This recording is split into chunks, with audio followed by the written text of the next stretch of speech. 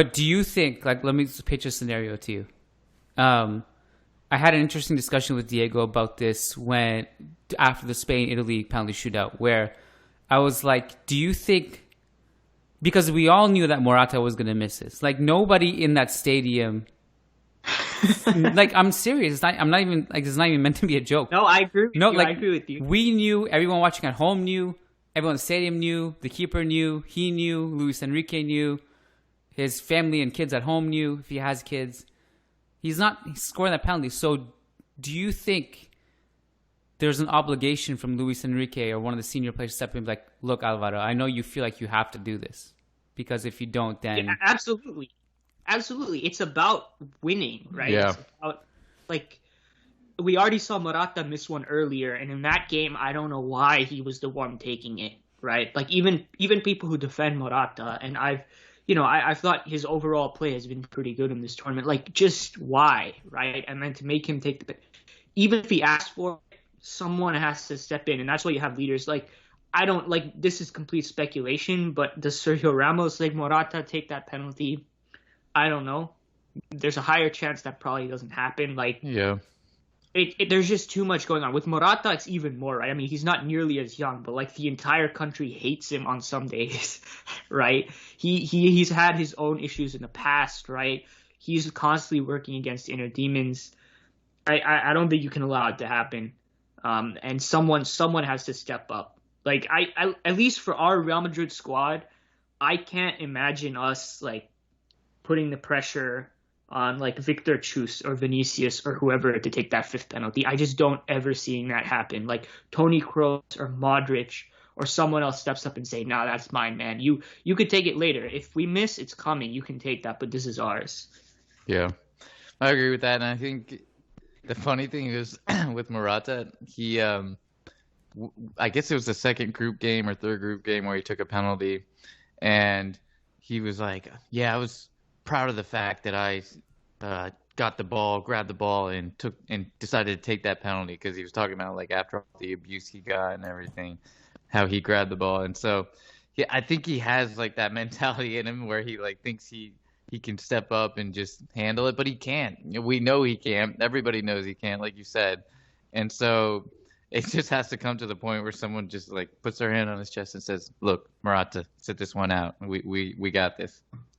So this is really interesting to me, because this is like when we start talking about psychology and stuff, this is where I get really interested in the discussion, because there's this whole age-old debate, or like this way of thinking that's been ingrained in us since growing up, and the narrative is always whoever steps up in the moment, those are your penalty shootout takers.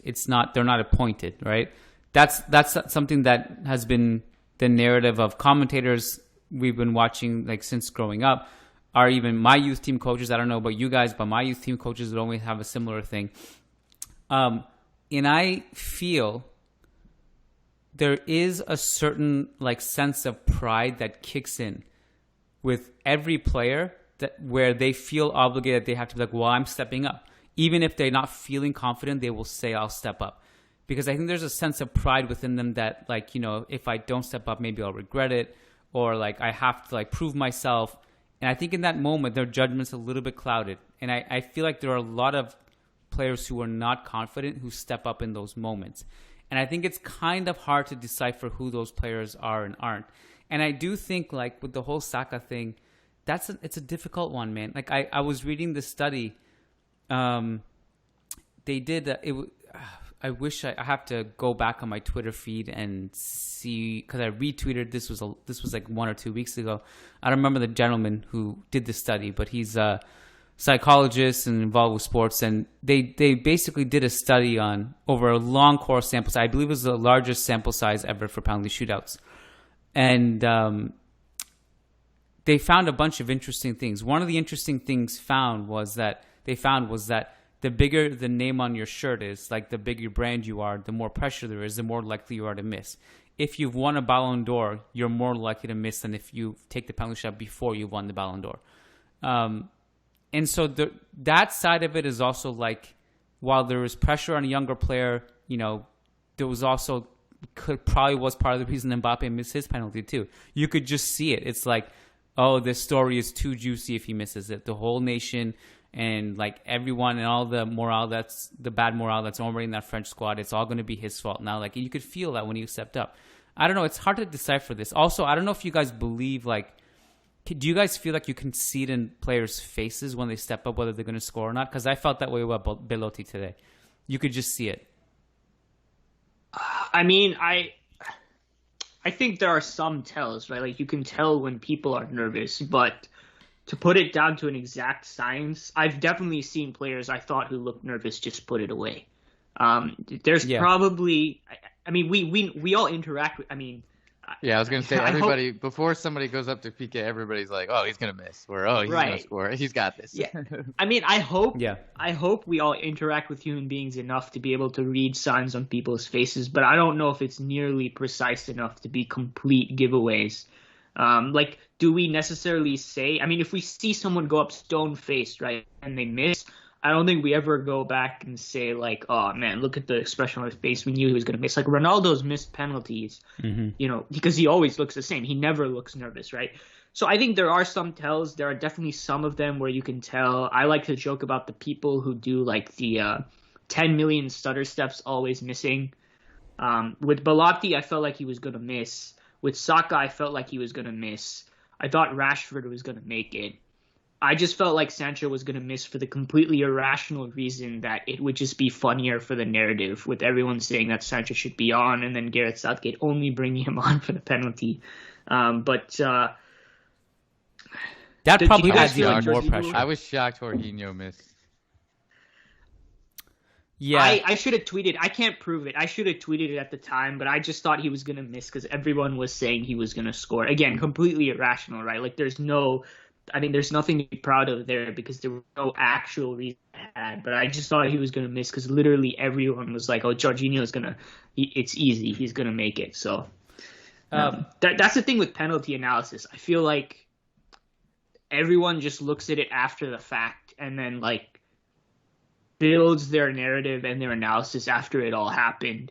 And, like, with the Pickford save on the Belotti one – my commentator said that was like an incredible save, and it was an awful penalty. All he did was guess correctly. That's what I'm talking about, right? If the goalkeeper guesses the right way, it's an amazing save. If he guesses the wrong way, it's the best penalty ever. Yo, you can be confident and take a great penalty and still miss. I mean, there's that side of it too. I gotta say, I'm really impressed with Maguire, the way he struck that penalty. And I've seen him score a penalty like that before. Like, it's just, wow. Amazing. I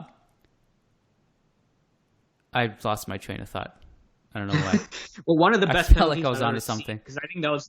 It literally blacked out the camera. That's how good it was. It was that perfect top corner. think he didn't... Did he do that in the Man United... Villarreal, maybe PK. That's where I saw it. Yeah, he's done it before. He's done that exact where he just smashes it. Yeah, I mean, I had something else to say about this penalty stuff, but maybe if I can't think of it, we can move on. Do you guys have anything else you want to say? I mean, whether it be Sancho, Rashford, or something else? I just want to ask Matt whether he's ever missed the penalty. Oh yeah, I have a lot. I've missed quite a few. What's your strategy? I also scored a hat trick of penalty though in high school. It was a high school soccer scrimmage, and we somehow got 3 PKs. So I scored a hat trick of penalties, but I've missed like. But when you say a lot, like bunch. these are actual games, like recorded games. Yeah, actual games. Yeah. So why did they keep letting you take penalties? No one I don't know. Step up and be like, Matt, get off them. Well, it's for different teams, so I never learned my lesson.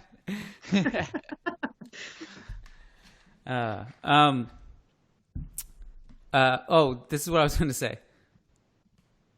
Good for Pickford for doing a scouting report on Jorginho that for some reason Unai Simon didn't do. Like, in that Spain-Italy penalty shootout, how can you not know how Jorginho takes his penalties? You felt like Unai Simon had no idea and he jumped way too early and it was way too easy. Pickford at least seemed to at least know not to budge that too early for the way Jorginho hits it.